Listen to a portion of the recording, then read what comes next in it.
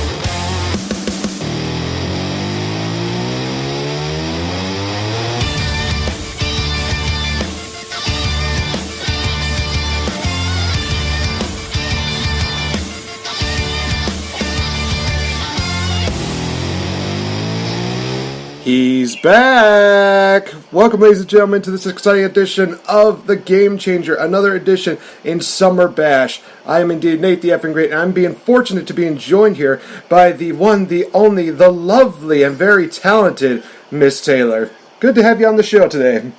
Thanks for having me. Yeah, it's not a problem at all. So, what I usually like to ask when I have a new guest on is, what got you interested into professional wrestling, and also what has kind of kept you kind of locked into this? So I first saw my first Monday Night Raw episode, which at the time it was WWF.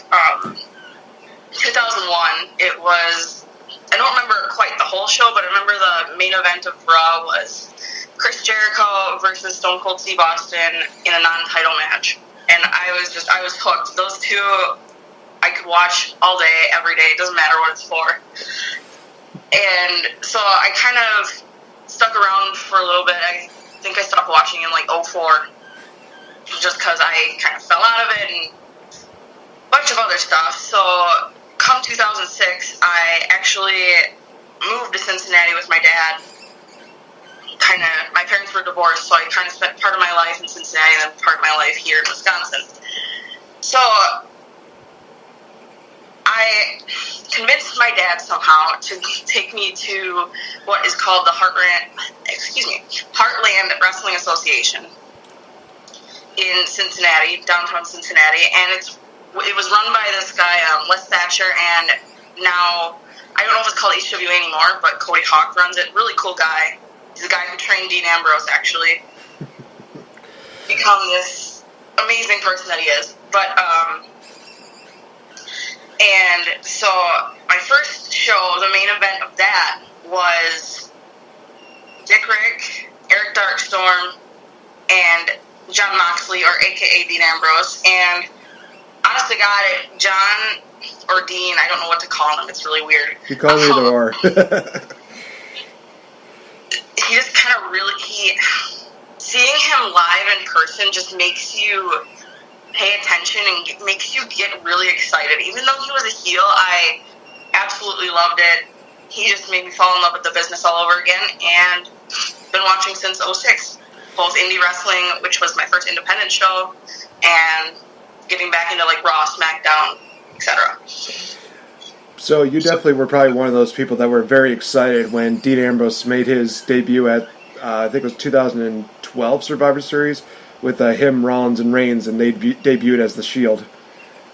Oh, I marked out so hard. Everyone's like, who the fuck are these guys? I'm like, these people are like the people in NXT, and plus, Dean has just evolved so much, and I was so excited for him, and now he returned last Monday, and I missed it, and I was so mad, but I'm glad he's back. He looks healthy, he looks jacked, and I am really excited.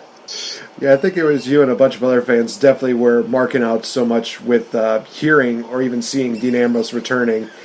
It was kind of one of those things where they built it up to a point where it did seem predictable, but I think that a lot of people were still hoping. It's like, it's got to be Dean. Hopefully it's still Dean. Hopefully it's still Dean.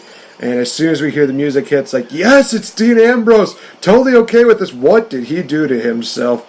He gets a haircut. He looks jacked up. He basically must have taken lessons from Bowflex Jesus, and he just looks absolutely in phenomenal condition for a guy who had to take time off for an elbow surgery, but it's only a matter of time before we see him in action again. And I even made the prediction. I said, you're going to see Dean Ambrose do a Hurricane Rana. I guarantee it, with the body that he has right now.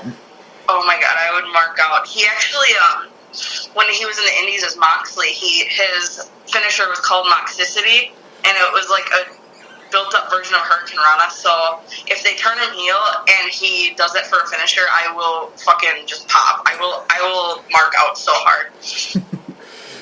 Yeah, it would be one of those things where I could see you just being like, I remember this. He's turning into John Moxley. Dean Ambrose is gone now. Just give me John Moxley. And he just, like, maybe makes a reference to his John Moxley persona. It's like, oh boy, so many people are going to be marking out hard.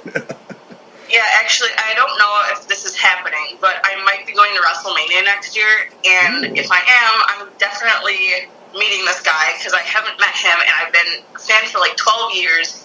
And I actually have his Explicit Mox Violence t-shirt, and I'm going to wear that, and I just hope he, like, fucking appreciates that because, I waited so long for it. So I'm hoping that's what I have on my schedule next year. So, yeah. Really yeah, they're really... I'm hoping the WrestleMania this year will be one of the better ones that we've had. I mean, let's hope that it doesn't get main evented by Roman Reigns again. I think they've done that one too many times. I'm still a big fan of Roman. I love seeing the guy wrestle, but give somebody else a chance. I'm sorry. And I know that WrestleMania is possibly going to be on my schedule as well. I got some friends at the Kings of the Ring podcast who have just been saying, oh, you got to go to WrestleMania. You got to go to WrestleMania. And they're in that New Jersey, New York area. So basically they're saying, like, oh, we'll help you out. We'll hook you up with the room. And basically one of the co-hosts, I don't know if this is actually recorded, but he basically said, oh, dude, it's really awesome. We get awesome food here, got hot women, and I have a couch here with your name on it. And honestly, I was like, dude, I think you had me sold at the couch. That's what gets me thinking. That's what WrestleMania is all about. Is just sleeping on some dude's couch, just having a killer time WrestleMania. So hopefully I get to go to WrestleMania next year as well. And it was one of those things where they're just saying, like, oh, well, you got to at least go see one WrestleMania. It's like, you're right, and what better time to lose your WrestleMania Virginia than WrestleMania 35? I mean, it's an even number, so right. It makes a lot of sense. So, a lot of people probably don't know this, but you also do some YouTube videos. Some you do for wrestling cosplays, others you do where you're talking about things that are either going wrong in wrestling, and there's even one where you had I use this term loosely, exclusive interview with Paul Heyman and Brock Lesnar. I have to ask the question, how were you able to manage to get Paul Heyman and Brock Lesnar on to do an interview? Well, I just think I talked so much shit about Brock that he finally had enough. So I was like, you know what, let's do this. And it was just time. It was just time. And I might have a close connection because I met AJ Lee a couple years ago. Oh. Her husband is CM Punk. CM Punk's friends with Paul Heyman, and it just kind of all fell together. It all just connected in a great circle of wrestling, ladies and gentlemen. This is what, again, wrestling is weird, but wrestling is also awesome at the same time. So, yeah, you definitely talk about AJ Lee, and you definitely speak very highly about her. What is your, fascination with AJ Lee, and what, in your opinion, makes her one of, if not the best female wrestlers of all time or of our generation? Well, I really fell in love with AJ. Not literally. I mean, I don't think it's a bad thing. She's very attractive. I first saw her in NXT season 3 when NXT was basically a game show. Yeah, that was fun. No. and her and I have a lot of similarities, like, growing up wise. We're both fucking just big nerds, which is really awesome.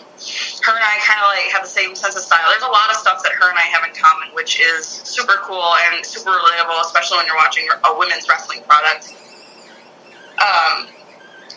And I do think she's honestly one of the most talented and successful women in the business. Even after she left, she has her own book, which is just done so phenomenally well.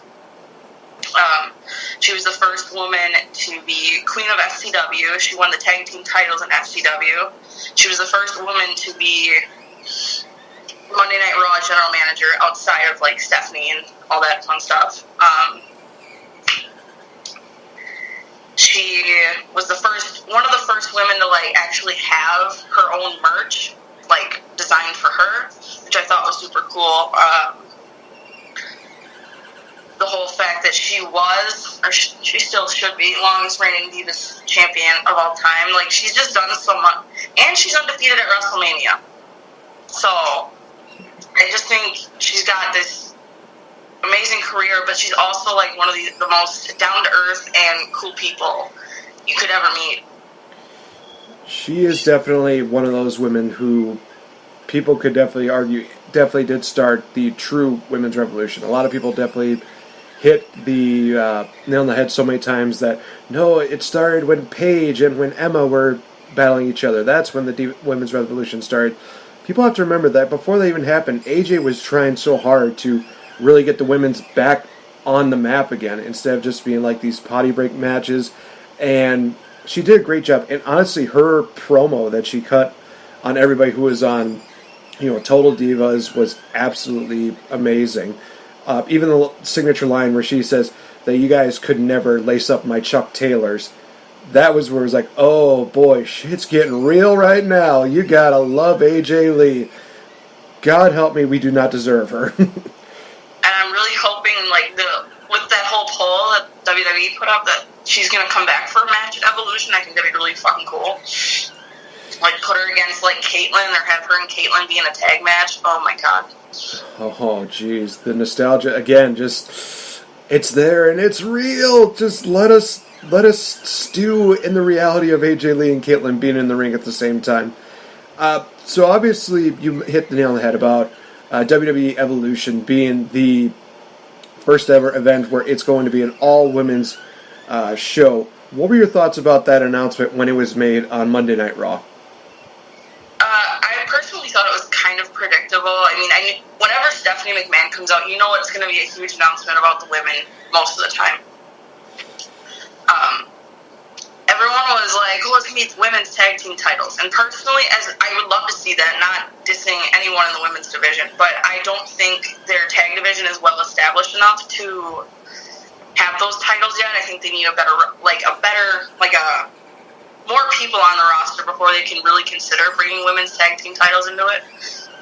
But I was actually really excited because there's so many, like, matchup possibilities. Like, it doesn't have to involve a specific storyline or specific people to make it amazing. I'm just looking forward to, like, all the returns that are possible. And we even got a couple of the teasers at the Women's Royal Rumble with, like, Nia and Beth Phoenix, Trish Stratus and Sasha Banks. Just things like that. I was really excited to see this. Yeah, I definitely do agree that the Women's Royal Rumble definitely changed the landscape of what women's wrestling is going to be in WWE. And now we've got an all-women's pay-per-view event. That's just going to make it even bigger to where they can finally say, hey, WWE just doesn't see women as a potty break. We actually respect them, and we're actually giving them the center stage to be a part of something very special. And some of the names they've already announced possibly being a part of WWE Evolution, that being, they've mentioned Trish Stratus and Lita may be a part of it. They've talked about people they've contacted. It's going to be a show that is going to be can't miss. So guys, be sure to check it out on the WWE Network on October 28th.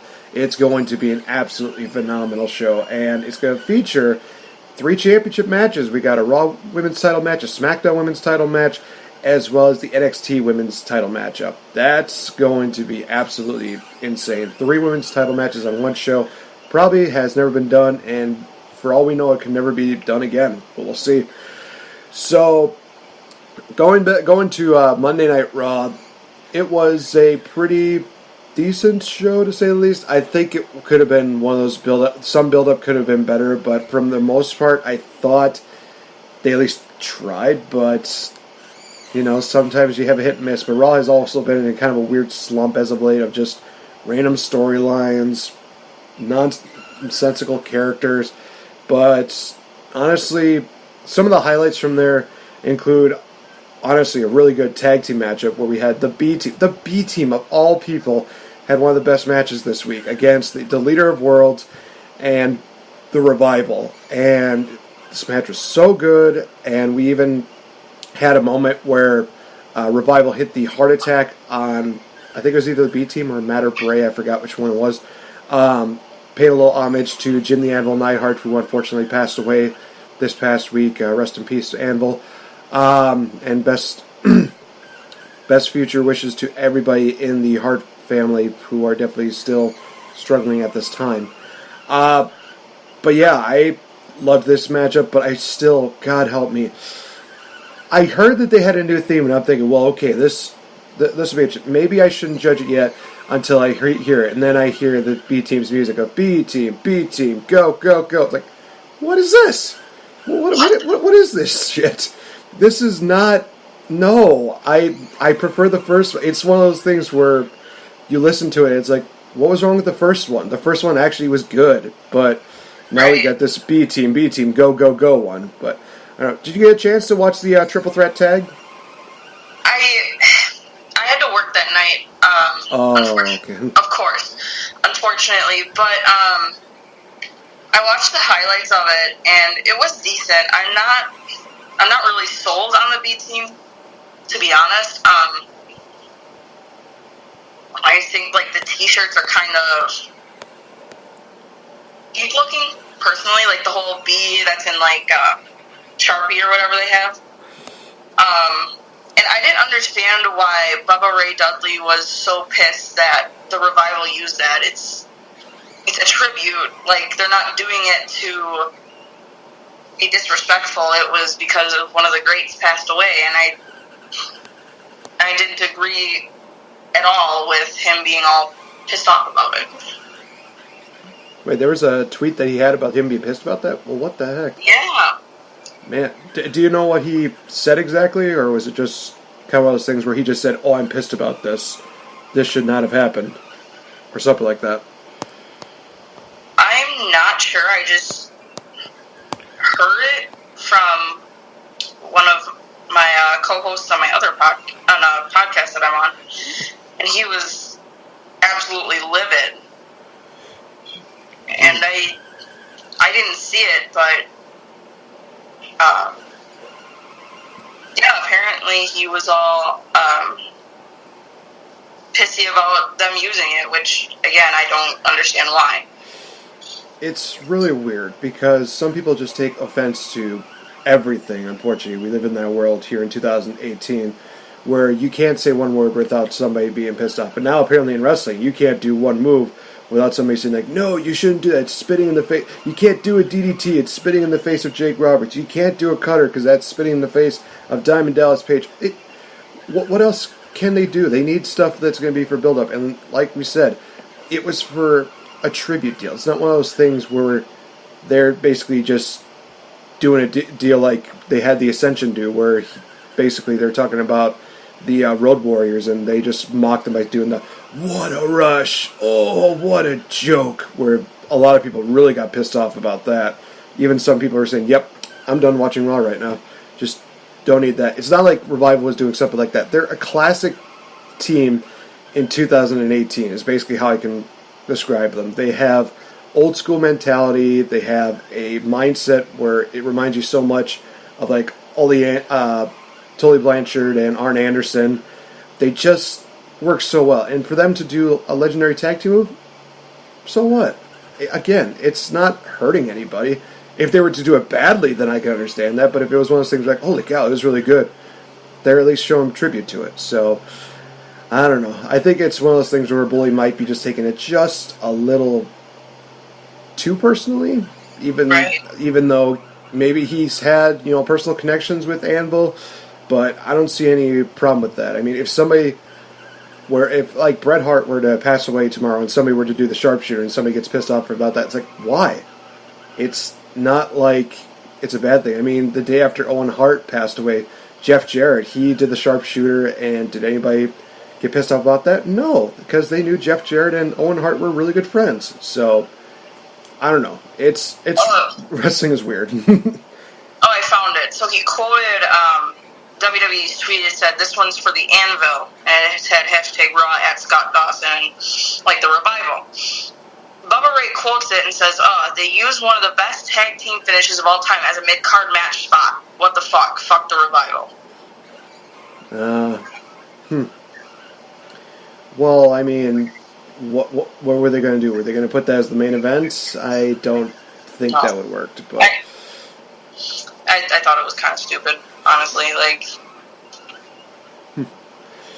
Like I said, wrestling is weird.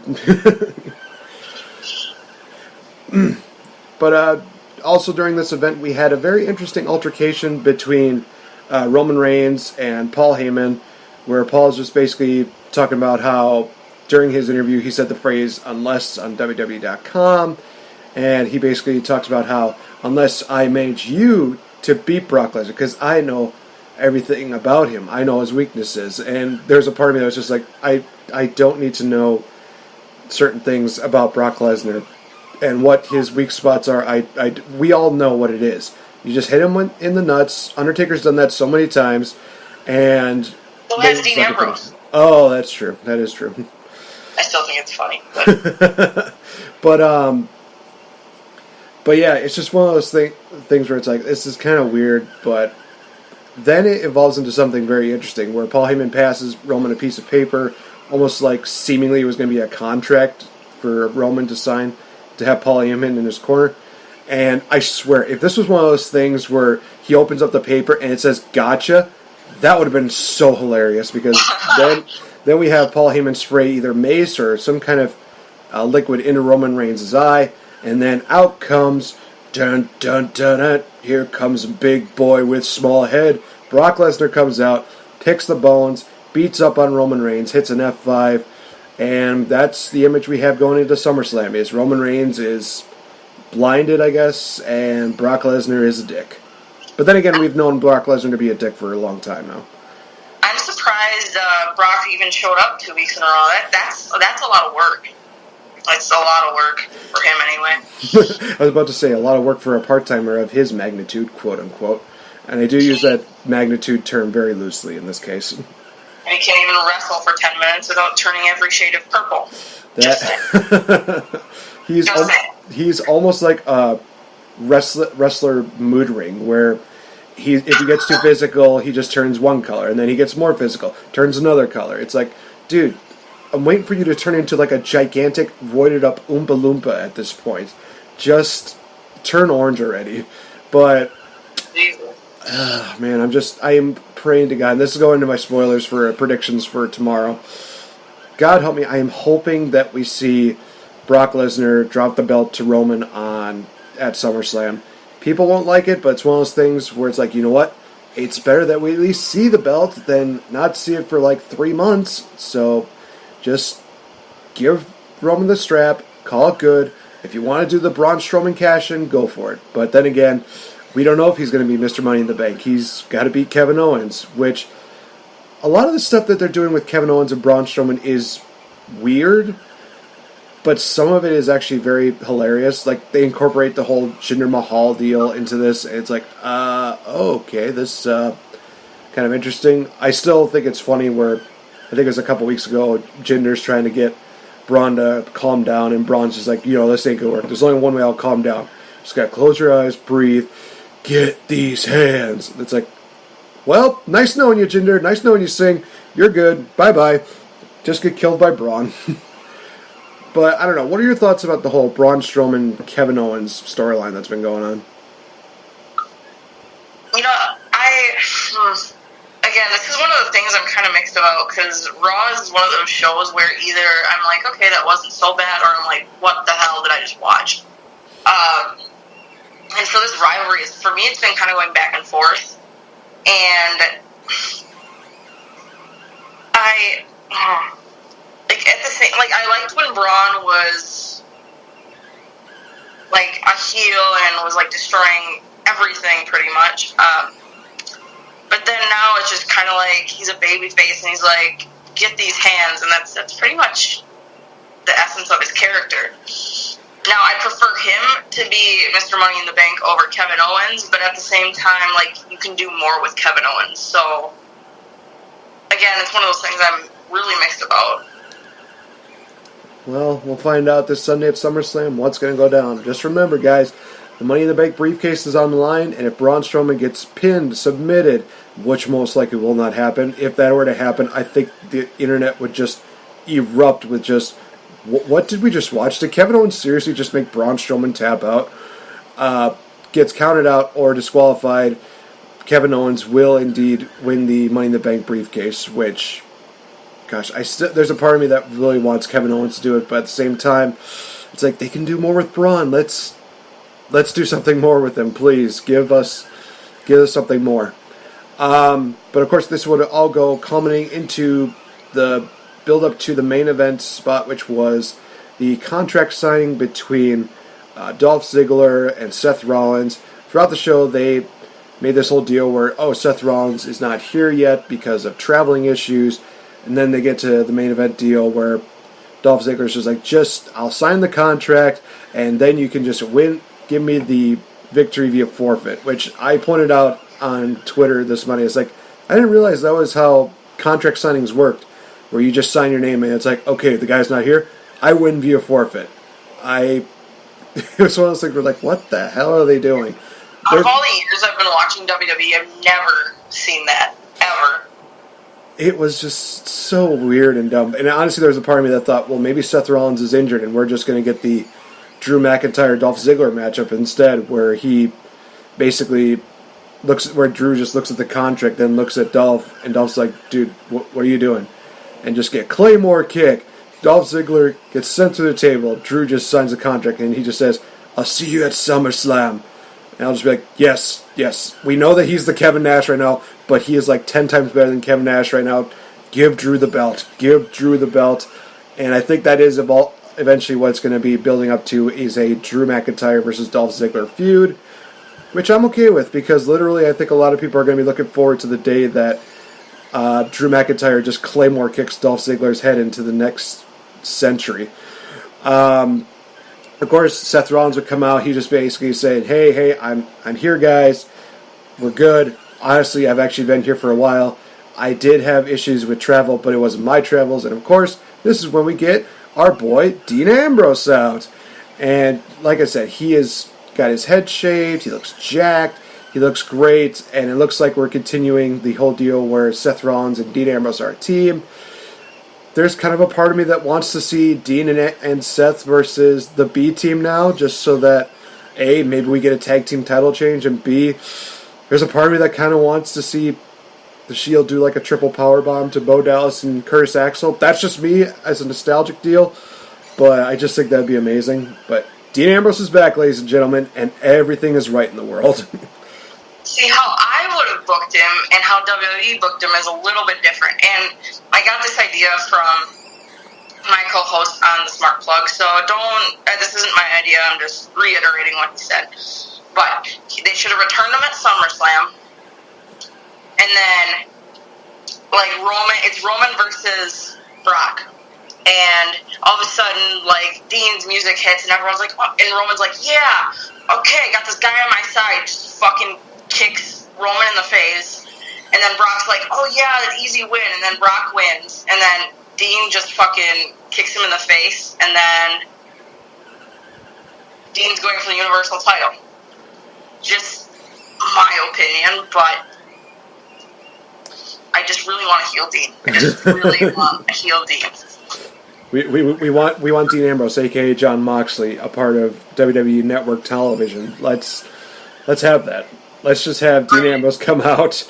And like, the thing I thought, like, he was, like, the thing that sold me on him being a heel, at least in WWE, was, like, when he came back, like, normally when he comes out and he's this baby face, he's, like, jumping up and down with the crowd, and he's, like, all excited. He came out, he didn't smile, he had no reaction, he looked very pissed. And I was like, oh my god, heel turn. And I was so excited.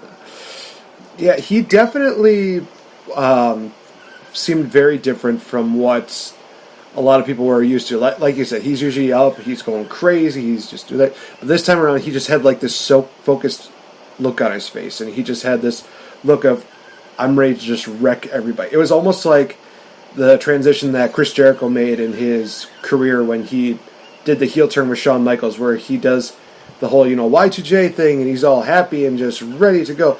And then he just slowly transitions from wearing, to wearing like the suits and all the condescending words that he had. I'm looking forward to just Dean Ambrose having that kind of a deal. Not necessarily having, like the long dictionary per se, but just him basically just saying, like, I do what I want when I want, and I don't care what you say about it, because I'm Dean Ambrose and I do what I want. Because, like I said, we need Jon Moxley in WWE, and that would be the perfect incarnation for Dean Ambrose. Just put him in that persona. If you want to rebrandish it as, Dean Ambrose, go ahead. But, I mean, that's what you did with the whole broken gimmick, so right. Why not just do the same thing for this one? But we'll see on Sunday. I don't think they're going to turn Dean Ambrose heel yet.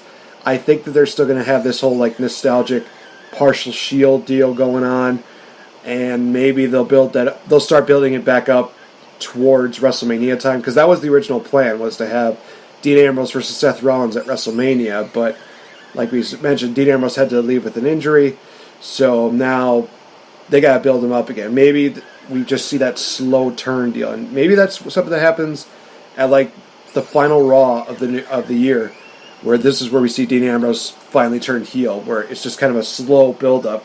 Because I feel like if we just get the heel turn right away, it's going to be one of those things where it's like, well, that happened. What else can we be looking forward to with Dean Ambrose? I mean, there really isn't. So just kind of tease the heel turn just a little bit, and then eventually build up to that. But for right now, just keep him paired with Seth. Maybe they can have like a 4-way deal for the IC title at Hell in a Cell, which would be kind of cool, but we'll see what happens. Smackdown, in my opinion, definitely do absolutely amazing. And, oh boy howdy, one of the best moments of this week was Charlotte's comment to Carmella, where she basically says, you're just a diva living in a woman's era. First of all, that little pause there that she did was unnecessary, but I get the point she was trying to make. And it was one of those things where it's like, yes, oh my gosh, somebody said it. And it was absolutely amazing. And they, again, tried to build the tension between Becky Lynch and Charlotte. It's great. And it's not one of those things where it's like, is Becky going to turn heel? I don't see that happening. I think it's just one of those things where it's like Becky Lynch, she wanted it to be one-on-one, but unfortunately they decide we're going to put Charlotte into the picture. So it's just understandable frustration. If she turns on Charlotte, I don't think it's going to be one of those things where it's like a heel turn. I think it's just going to be one of those things where it's like Becky Lynch, she's mad for a good reason. She has good reasons to be angry because she lost her one-on-one shot because they decided, hey, Charlotte's the more marquee person. So I'm interested in seeing where this triple threat goes. I'm hoping that we get a new champion, whether it's Charlotte or Becky, but I think we're going to be stuck with the Carmella era until WWE Evolution. But I don't know. Your thoughts? Yeah, I'm not a huge Carmella fan whatsoever. She's very annoying. Like, especially when she was on commentary with Saxon, it was just those two going back and forth. Like, they weren't building up and promoting the people in the match. It was just them arguing back and forth, which I thought was really stupid. It's one thing to be a heel and to be on commentary and actually do good on commentary, but she was just obnoxious. Yeah. My whole thing, too, is, they're trying to, sell this whole women's evolution or revolution, whatever you want to call it, and now all of a sudden and then you have Carmella on Instagram and Twitter I'm proud to be a diva. Wasn't all the work done in the past few years from AJ Lee until now to get away from the word diva, and now she's like, nope, I'm proud to be a diva. Talk about contradicting yourselves. I don't get it. I don't. Well, maybe it's just one of those terms that everybody is just still very sore and bitter about, because when a lot of people think of the word diva, we're reminded of the fact that for years we had that butterfly championship belt, which, oh boy, that That was a thing, ladies and gentlemen. That was a thing. They basically took an earring and just decided, let's turn this into a belt. It's like, why? Why couldn't you have just, when you soaked up the whole title unification deal, when you had the women's title and the Divas title merged together, let's just make it into the women's title. Nope, we're going to stick with the Divas title because it's more relevant. How is it more relevant? It really isn't. It's going so far backwards. I mean, if you would have done a Divas title back in, the 90s or the 80s, that would have made more sense because some of the women there, they were more peered on for their looks than on their actual wrestling ability. But nowadays we have women like Charlotte and Sasha and Becky and Bayley who are just out there, and they're not being dependent on their looks. They go out there and they are basically putting their bodies on the line doing this deal where they are literally almost killing each other trying to put on these really good matches. I mean, you don't believe me? Check out Bayley versus Sasha at both takeovers a few years ago. That'll tell you the kind of, determination that they had, and that they really didn't care about the looks. They cared about just putting on the best matches and being the talked about names in that deal. Sasha and Charlotte, they went on to make history by going into the first ever women's Hell in a Cell. I mean, granted, the finish was a little bit botchy, but for the most part, it was one of those matches where it's like, wow, who thought that we would get to see, Charlotte and Sasha basically kill each other inside Satan's structure? Who thought that we would, see the two of them beat each other to a bloody pulp in an Iron Man, I call it the Iron Maiden matchup, even though some people are going to say, no, it's an Iron Man matchup, even though it's women. It's like, it doesn't make sense. I'm sorry, but it makes more sense to call it Iron Maiden or Iron Women's match, whatever you want to call it. But just calling it an Iron Man match just does not sit well with me. But anyway, I do agree with you that it definitely seems like it is a bit of a step back, but it also is one of those things that's garnering a lot of heat, which WWE likes to do.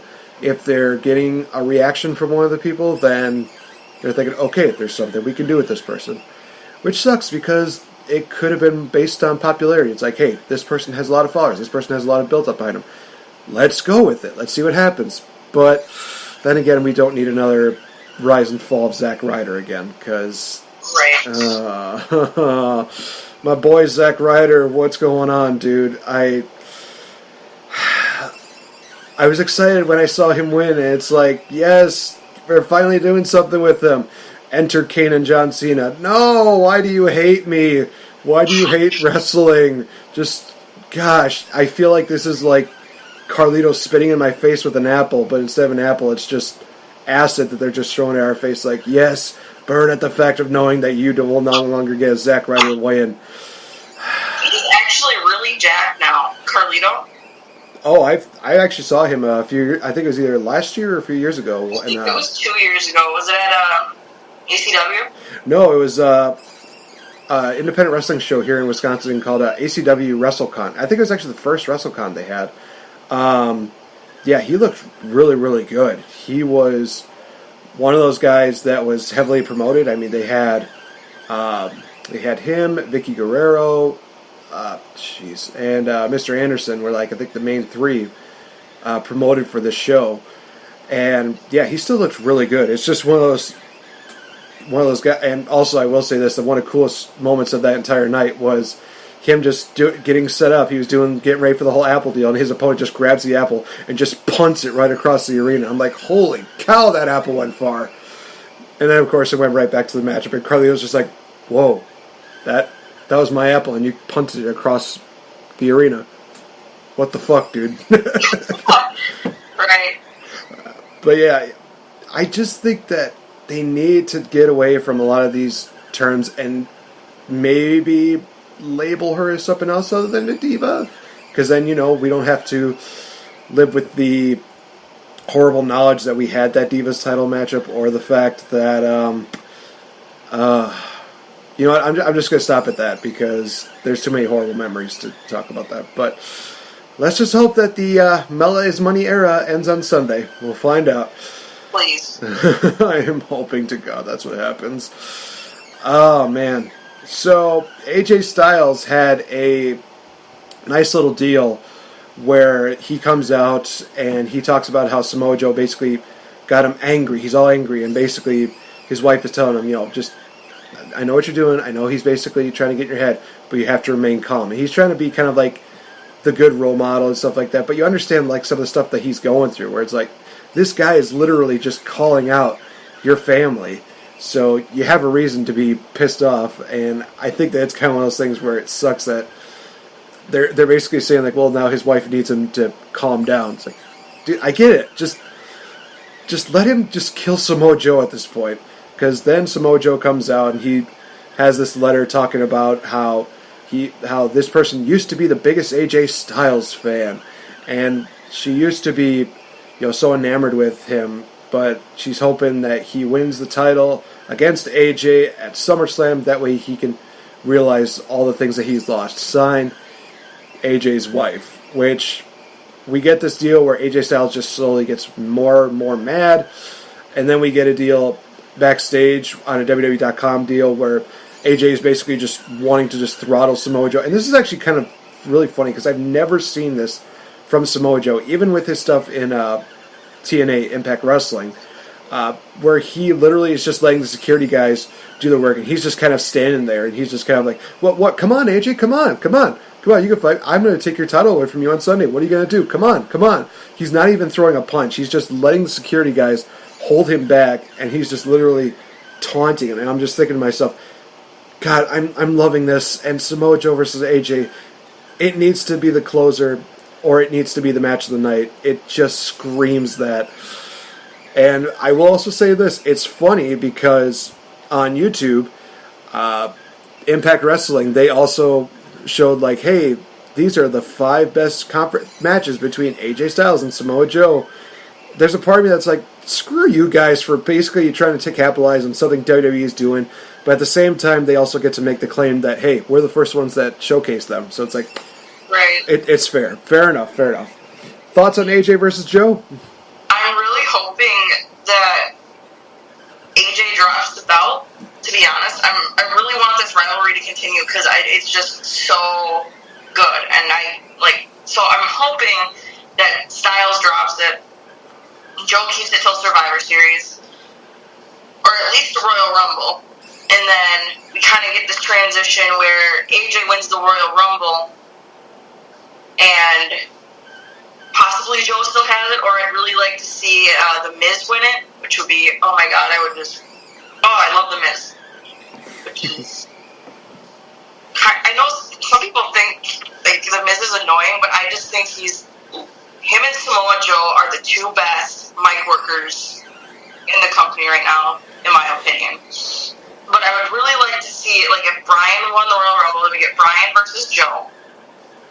Bryan wins it at the Royal Rumble, and then The Miz wins the Royal Rumble, and then it's Miz versus Bryan for the title at WrestleMania, and The Miz wins it. I would just... Oh my god. Okay.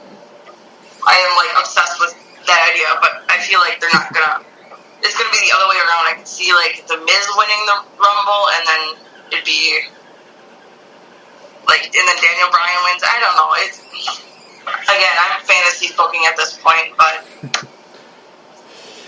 I think that it would really be good to see that, and I'm hoping that Daniel Bryan actually signs an extension, or at least, to another multi-year contract, because I think from last I've heard, he still hasn't signed anything yet. He's still basically right until his contract runs out in September, I want to say, so hopefully maybe we get something within the next few weeks of either Daniel Bryan resigns, or maybe he is going to be leaving, maybe he's going to go to a different company. Honestly, if he ends up working like New Japan, Impact Wrestling, Ring of Honor, those areas will get major popularity, and that's where Vince is going to have to realize, yeah, I should have signed him back, or I should really start working on creating new stars, which is always the issue right now with WWE, is that you got all these stars, you got all these people, but when you focus too much on the same people,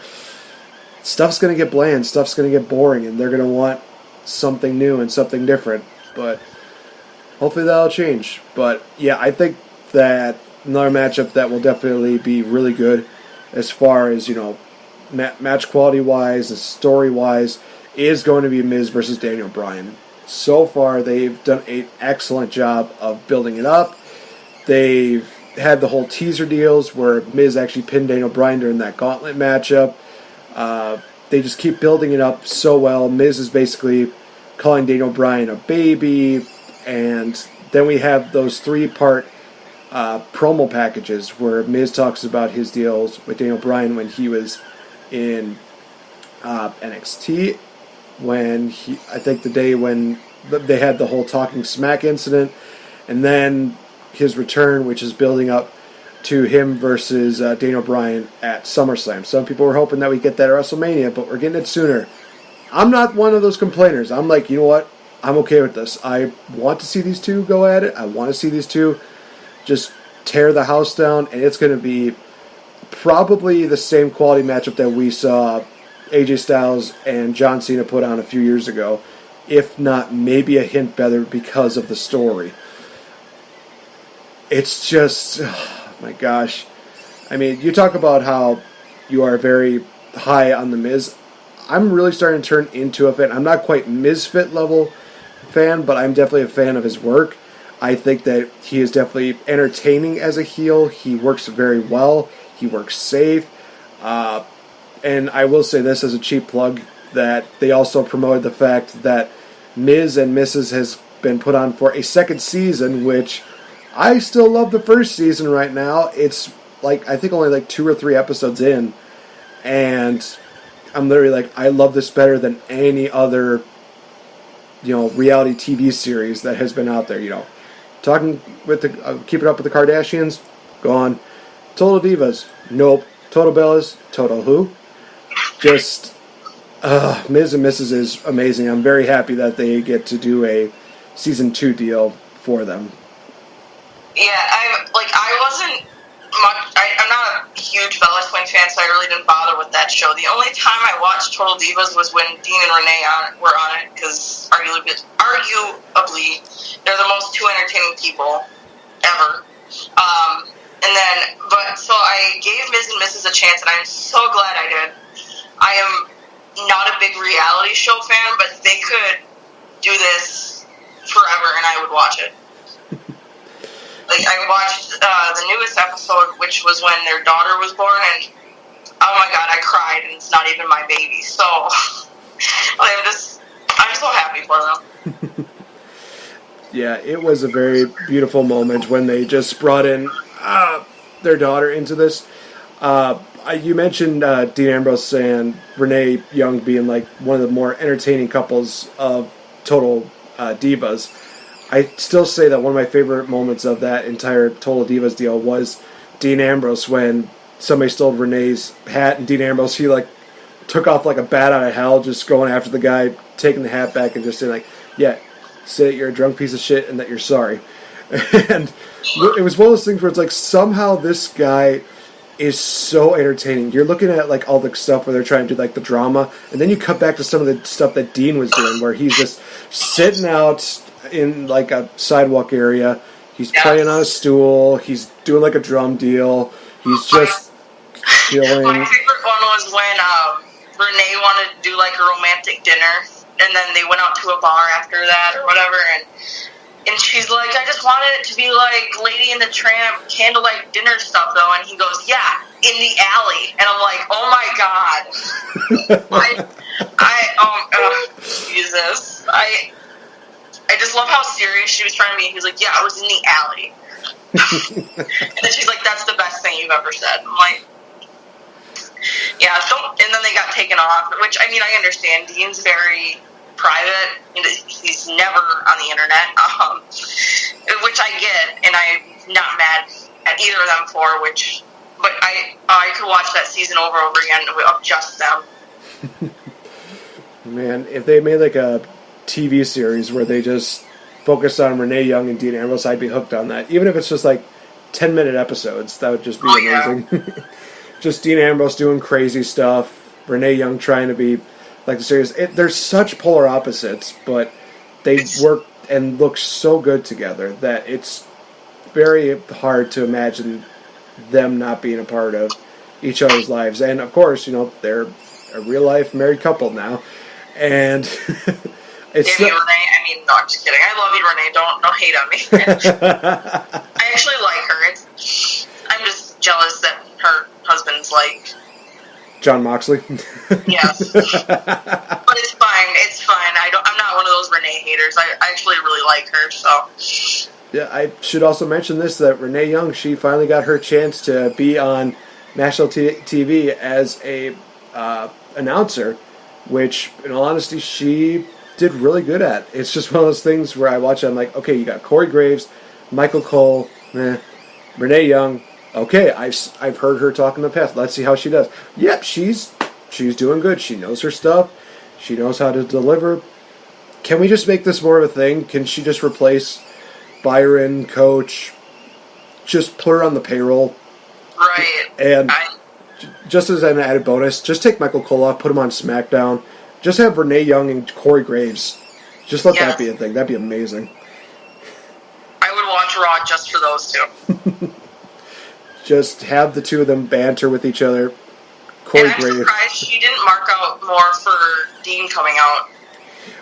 There were a lot of people that were surprised by that, but I think somebody made up a good point that maybe she was just in shock about Dean Ambrose being back. Maybe she heard rumors that he might be back, but it wasn't until, the music played that she knew that he was back. Maybe it was one of those situations, but who knows? Maybe they basically told her, don't, mark out too crazy or don't or something like that. But she also knows how to be professional, so that's kind of one of those things where maybe that's what she was doing. Maybe she was just being professional about it. Not saying anything bad about that. It's just one of those things where it's like, you kind of expected her to be like, holy cow, it's Dean Ambrose. But, right. No, but he man, the two would work together, and she would also be the JR to Dean Ambrose's Stone Cold if they would have allowed her to mark out about that. That would have been amazing. Why didn't you let her mark out? Come on, just let her go crazy. It's like, holy cow, it's Dean Ambrose! Dean Ambrose! Dean Ambrose! Say it 3 more times, and then we'll tell you to stop. Nope, not enough. Say it 20 more times, and then we'll tell you to stop. Just, oh, man. Yeah, this week of wrestling was pretty crazy. It's honestly one of the better builds to a big event, but then again, it's also SummerSlam, which they use as their big floor, which I really do hate. It's like, you should be doing that for any event that you're doing. Any big event that you got coming up, make it a big final show. Don't just half-ass it, because then people are just going to be like, well, why should I care about the show if you're not going to care about the final build-up to it? But, yeah. So, predictions will be posted, guys, tomorrow. I will have another special guest host for that. So, with that being said, I think that we'll wrap up this edition of The Game Changer. Taylor, thank you so much for being a part of this. It's been a pleasure talking with you, and it's definitely been an honor to talk to another wrestling fan in the wrestling community. Yeah, thanks for having me on. I really had a fun time talking just wrestling. I could talk wrestling all day, honestly. It's always a lot of fun. So, is there any way that people can find you, and also, do you have anything big coming up with your podcast on your end? This is basically where I'm basically giving you permission to plug in as much as you can. Yeah, so I'll start with my YouTube channel. I haven't uploaded in a long time. I mean, not a long time. It's been a month. But this summer I have just been insanely busy with a lot of stuff going on in my life. However, I have a video coming up soon. I'm still editing it. It's taking me longer than I want it to, but that will be up shortly, so be sure to check that out. I'm going to leave it as a surprise because I'm really happy with how this video is turning out. You can find me on Twitter at Taylor with 2 R's 1114. I tweet about wrestling. I tweet about a lot of stuff. I just tweet what comes to mind. So if you enjoy my tweets, or if you want to enjoy my tweets, just follow me. I usually follow back. And I'm also a co-host on my own, well, not my own, it's my co-host podcast that he's allowing me to be a part of.